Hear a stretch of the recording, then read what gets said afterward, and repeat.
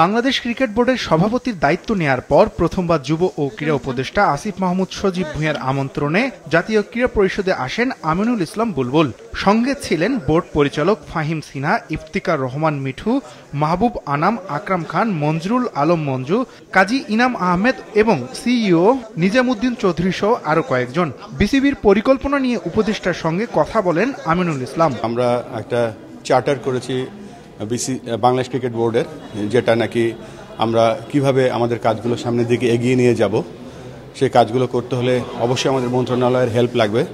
যে পরিমাণ সাপোর্ট আজকে আমাদেরকে অফার করা হয়েছে বা যে পরিমাণ সাপোর্ট আমাদের মন্ত্রণালয় থেকে সব স্পোর্টস এবং ক্রিকেটকে করা হয়, উই আর সিম্পলি ওভারওয়েলমড। হারের বৃত্ত থেকে কোনোভাবেই বের হতে পারছে না বাংলাদেশ ক্রিকেট দল। আরব আমিরাতের বিপক্ষে সিরিজ হারার ধাক্কা কাটতে না কাটতেই পাকিস্তানের বিপক্ষেও শোচনীয়ভাবে সিরিজ হেরেছে টাইগার দল। দলের পারফরমেন্স নিয়ে কাজ করার কথা জানালেন বিসিবি সভাপতি। এই পাকিস্তান সিরিজ আজকে শেষ হচ্ছে, শেষ হওয়ার পরে আমরা অবশ্যই তাদের সাথে বসবো এবং বসে আমরা দেখব যে কোন জায়গাটায় আসলে হয় কি এই পারফরমেন্সটা কিন্তু একটা কম্বিনেশন অফ মেনি থিংস। তা আমরা খুঁজে বের করবো যে কোথায় দুর্বলতাটা ছিল, সেই জায়গায় আমরা কাজ করব। তবে এটা ঠিক যে পারফরমেন্স যেটা এখন হচ্ছে এটা আশানুরূপ না। সারা বিশ্বের ধনী ক্রীড়া বোর্ডগুলোর তালিকায় পঞ্চম স্থানে বাংলাদেশ।